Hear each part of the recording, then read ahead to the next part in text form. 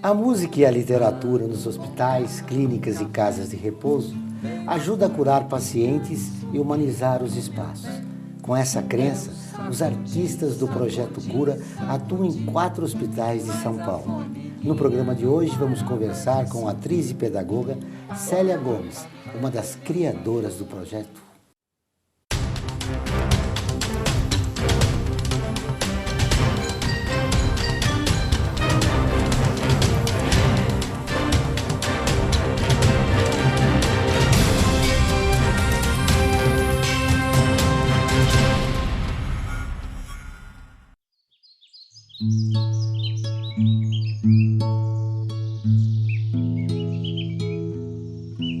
O Projeto Cura, Caminhos Unidos, Recriando a Arte, tem como a base a arte do encontro. Um projeto que nasceu do encontro de alguns artistas que tinham seus ideais, seus desejos de trabalhar com a arte nesse caminho terapêutico.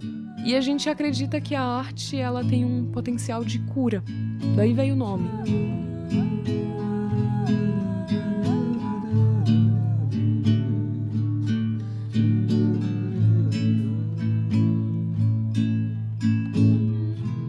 Que a gente acredita que esse projeto possa causar dentro de um hospital. E é por isso que eu gosto tanto, eu amo fazer esse trabalho nos hospitais, porque eu tenho ali a oportunidade de ouvir e contar muitas histórias, é uma experiência muito rica e de muita troca. Célia, muito obrigado pela sua presença no nosso programa. É um grande prazer poder participar desse encontro. Como é que surgiu a ideia de criar esse projeto? Na verdade, a ideia desse projeto veio da experiência que nós 4, eu, Fábio, Viviane e Geraldo, da experiência que temos em trabalhar a arte nesses espaços, né? De trabalhar a arte com espaços que atendem idosos, em hospitais. E nos encontramos trabalhando em hospitais e resolvemos criar juntos o nosso projeto, né? A partir da experiência que a gente tem, que a gente foi construindo cada um, né? Ao longo da sua caminhada, por isso a gente brinca, são caminhos que se uniram para recriar o nosso trabalho, a nossa maneira de ver a arte, se reinventar enquanto artistas, e aí criamos o Projeto Cura. E há quanto tempo vocês fazem isso?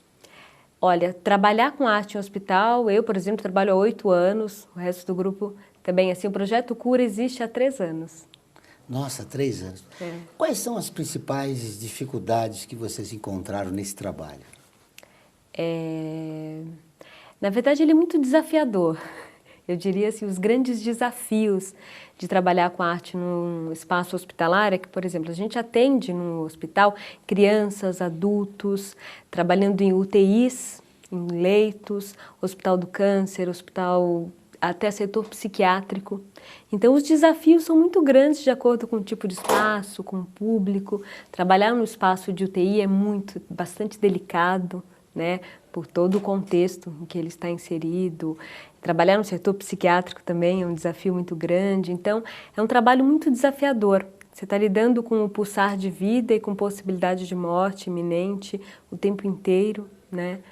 Houve dificuldade com a direção dos hospitais de utilizar-se a arte para tratar os pacientes? Esse é um outro desafio, porque realmente quando você entra no hospital, imagina no espaço de UTI, você entrar com violão, tocando, cantando, todo mundo, nossa, não, aqui é um espaço de silêncio, de concentração, o hospital, e realmente é um espaço de bastante concentração, porém, né, a música, a história, dá um toque de humanização nesse espaço, né? Traz vida, não só para os pacientes, como para a equipe.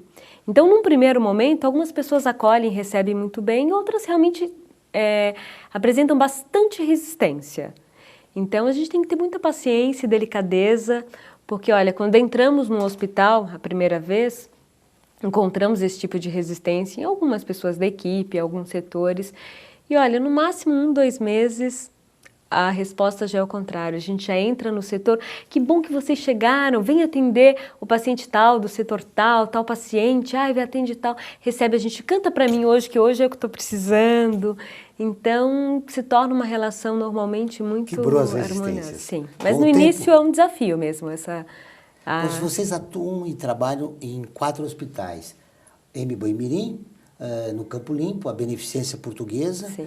o Instituto da Criança. Instituto da Criança das Clínicas. Isso.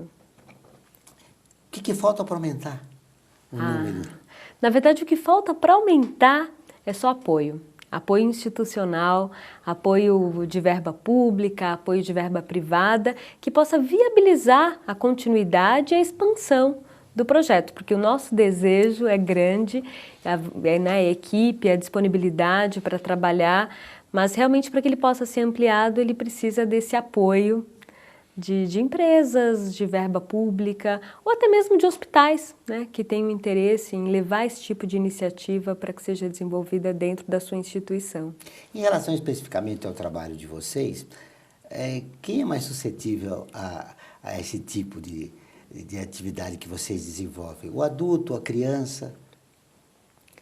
Olha, normalmente a gente sempre pensa que a criança vai ser mais receptiva, né, porque a criança está mais conectada com propostas lúdicas, né? Então, realmente, a recepção por parte das crianças é sempre muito imediata, às vezes o adulto tem um pouco de resistência. Mas, por outro lado, depois que você consegue chegar nesse adulto e tocar, às vezes a transformação do estado dele é até mais visível.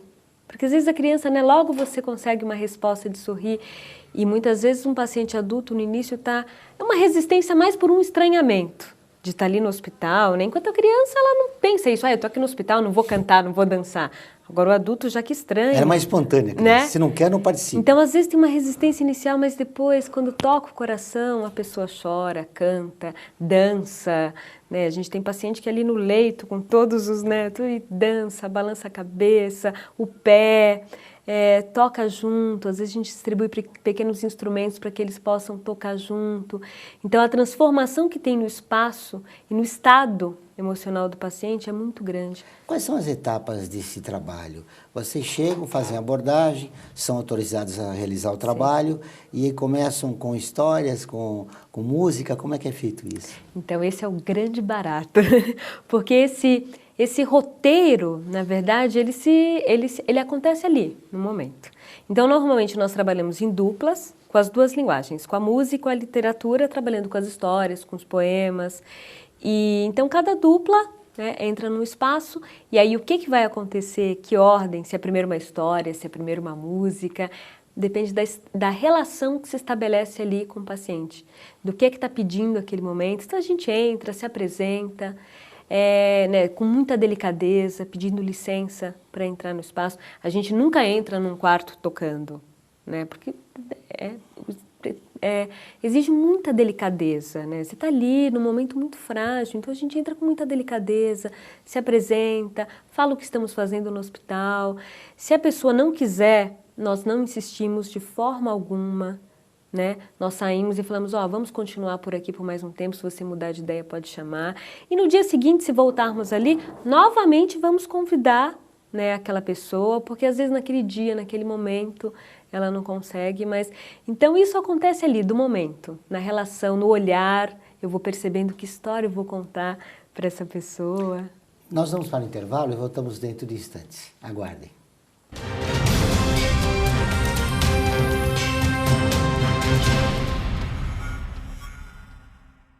A FUNASP colabora com a USP nas relações entre fundações por meio de fóruns, simpósios, seminários, pesquisas e intercâmbio de informações, além do seu investimento na área social.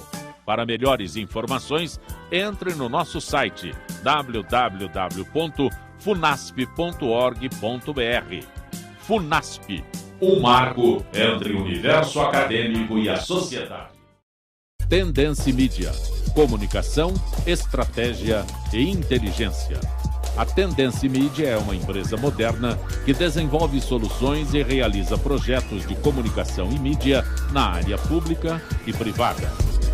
Para melhores informações, entre no nosso site www.tendencimedia.com.br, a porta de comunicação para seu sucesso.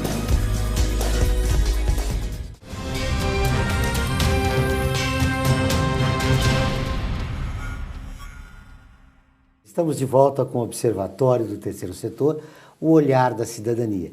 No programa de hoje conversamos com a atriz e pedagoga Célia Gomes do projeto Cura, que leva a arte aos hospitais. Célia, no intervalo você comentava sobre alguns pacientes que tocaram muito. Um deles parece que é o seu Antônio, não é isso? Seu Antônio, isso mesmo. Porque é aquilo que eu estava falando, muitas vezes você chega no quarto, o paciente está imobilizado, tá? E de repente ele começar a dançar, se movimentar, seja o pezinho dançando, a cabeça. E o seu Antônio, ele estava num caso bastante grave, e ele com a música ele começou a dançar com a cabeça, todos ficaram bastante emocionados com a reação dele durante Vamos ver o um pouco trabalho. as imagens do trabalho realizado no hospital que o seu Antônio estava em tratamento.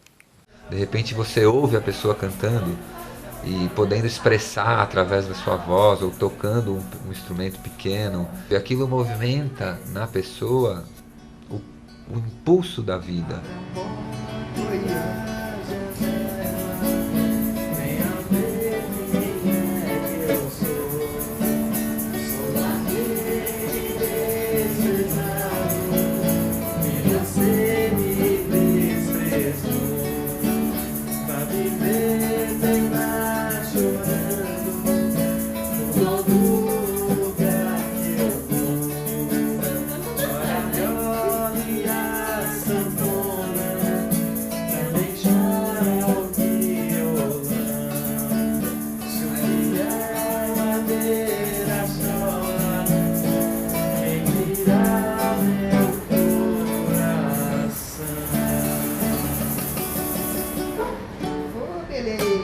Eu vou dizer que vocês dois fazem uma boa dupla, hein? Ó, o José tocando e o seu Antônio dançando.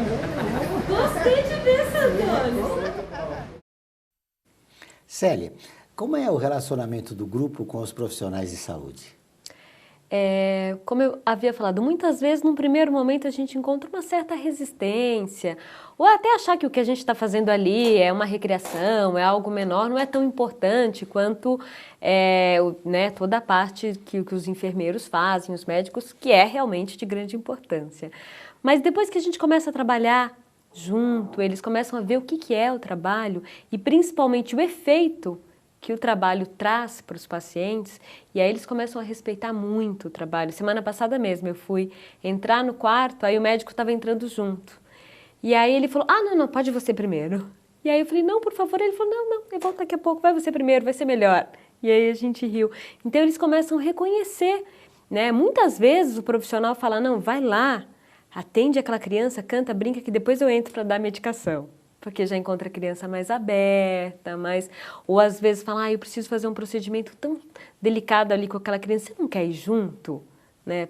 Já teve casos de fisioterapeuta falar, nossa, eu nunca tinha conseguido fazer determinado tipo de manipulação com essa criança, como eu consegui hoje enquanto você contava a história para ela. A criança ficou entretida ouvindo a história e ela fez toda a movimentação que precisava com a criança.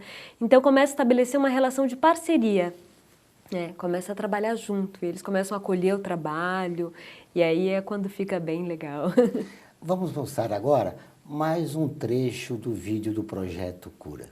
Para mim foi muito surpreendente entrar lá no hospital e começar a levar essa arte, essas histórias, essas músicas, e ver o quanto isso também chega nas pessoas que estão lá trabalhando, nas enfermeiras, nos auxiliares, nos médicos. Você cuida de mim também? Eu cuido de você. Você põe no chorinho? Põe no chorinho. Ai, como emociona. Uma equipe que recebe a gente com um carinho imenso, eles cuidam da gente, eles são parceiros, eles cantam, eles entram nos quartos, eles chamam a gente para cantar para os pacientes. Estamos aqui trabalhando, muitas vezes uma rotina super pesada, e vocês trazem um pouco de calma, um pouco de tranquilidade para a gente. O resultado dessa integração é uma melhora, né, no atendimento aos pacientes. Sem dúvida. É uma melhora ao atendimento aos pacientes e também para o profissional de saúde. Porque o ambiente, muitas vezes a gente entra no espaço, está todo mundo tenso, o paciente, o acompanhante, a enfermeira, tá?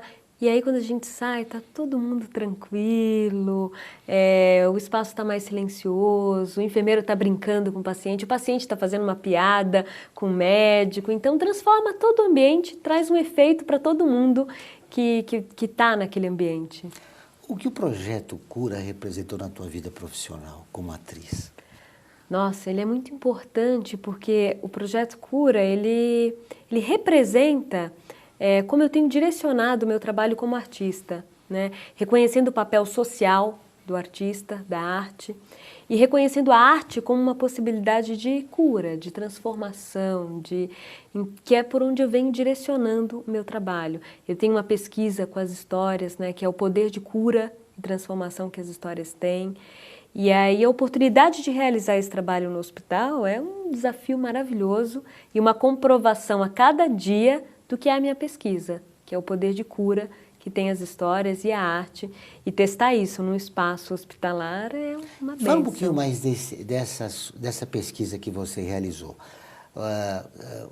Como foi a mensuração, em que hospitais, como os pacientes, enfim.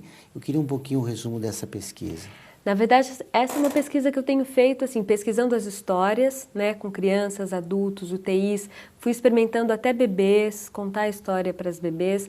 Não é uma pesquisa quantitativa, é uma pesquisa qualitativa, que eu tenho feito reflexões a partir desse trabalho, e é isso que eu vou transformar agora no meu projeto de mestrado sobre esse trabalho, né, essa reflexão do efeito que é a experiência de ouvir uma história, uma música, o que ela traz, né, no campo emocional, a transformação, né, a possibilidade que você tem de se ver, se reconhecer ao ouvir uma história.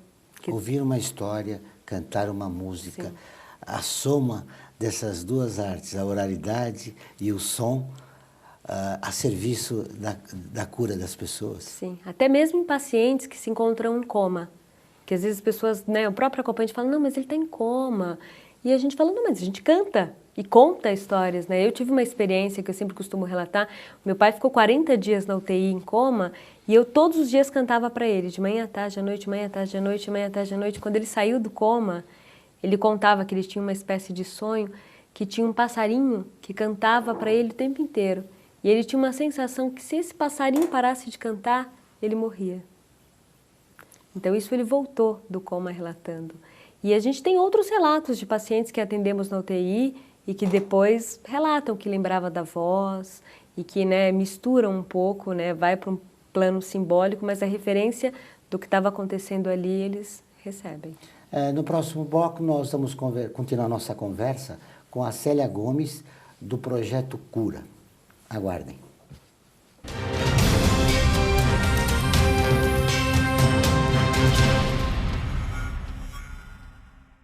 A FUNASP colabora com a USP nas relações entre fundações por meio de fóruns, simpósios, seminários, pesquisas e intercâmbio de informações, além do seu investimento na área social. Para melhores informações, entre no nosso site www.funasp.org.br. FUNASP, um marco entre o universo acadêmico e a sociedade. Tendência Mídia. Comunicação, estratégia e inteligência. A Tendência Mídia é uma empresa moderna que desenvolve soluções e realiza projetos de comunicação e mídia na área pública e privada. Para melhores informações, entre no nosso site www.tendencimedia.com.br, a porta de comunicação para seu sucesso.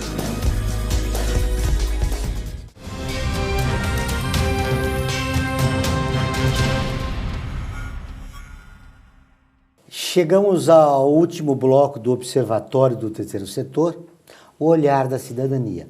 Hoje falamos sobre o trabalho do Projeto Cura, que teve música e literatura aos hospitais. Vamos passar um pouco mais do vídeo, um trecho do vídeo do Projeto Cura, para que você, telespectador, conheça um pouco melhor o trabalho realizado por esses profissionais. Tem uma alegria, porque a criança, mesmo diante de tanta dor, ela consegue sorrir, ela consegue brincar, ela se faz de personagem, ela entra na história, ela atrapalha a história. Pegou o sol, amarrou, colocou na cauda dele e pensou, eu vou ser burro que nem um urubu, que colocou na cabeça e queimou? Eu não, vou colocar no meu rabo e sair correndo. E depois daquele dia, nunca mais teve tanta escuridão. E os animais ficaram felizes na floresta.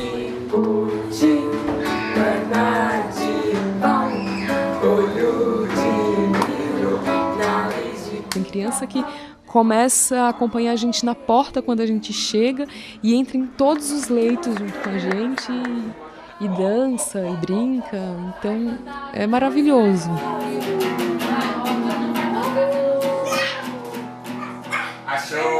Deve ser emocionante, né? É maravilhoso, né? Porque é aquilo que eu falei, a criança, às vezes você entra no quarto, ela já sai da cama correndo e já vem e quer participar e quer interagir. Ou dependendo do espaço também, você chega, a criança está com dor, está chorando, que é diferente você encontrar essa criança que está sempre disponível para brincar. Mas aí você chega com muita delicadeza e daqui a pouco ela já está sorrindo, já está tocando, já está no estado pleno do ser criança, assim, é muito emocionante. Como é que funciona o projeto? Vocês vão semanalmente visitar os hospitais? Qual é o... Sim, normalmente a gente vai pelo menos uma vez por semana. Uma vez por semana? É, pelo menos uma vez por semana, um período, né? E aí atende determinados espaços. A gente procurou alternar um pouco entre os hospitais. Então, o Hospital Campo Limpo, por exemplo, a gente atende saúde mental, atende pronto-socorro, aí num outro hospital atende leitos, internação, UTI, a gente vai variando bastante os espaços.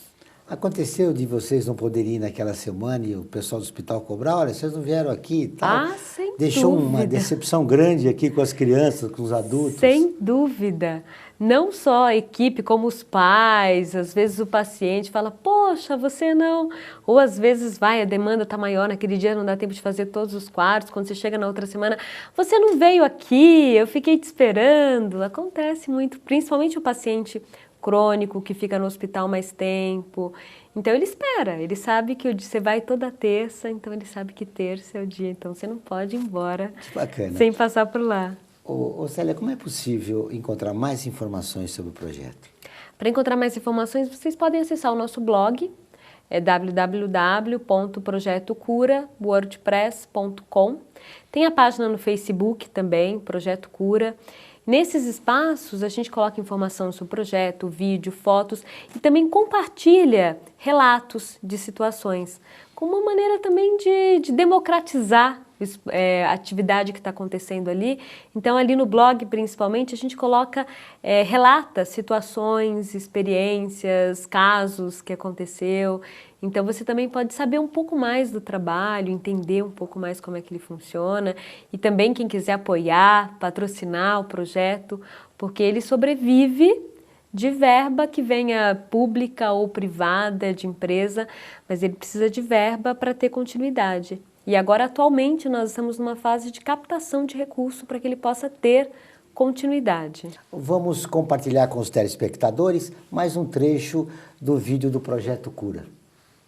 A arte tem esse potencial de transformar, de mexer, de trazer reflexões, de trazer alegrias, de bulir nas emoções das pessoas. A gente tem uma paciente aqui que ela tem um déficit auditivo. Ela pediu para cantarem Como é Grande o Meu Amor por Você, do Roberto Carlos, e ela cantou junto. Cantava com eles, sem ouvir a música. Eu me emocionei demais, a equipe inteira se emocionou.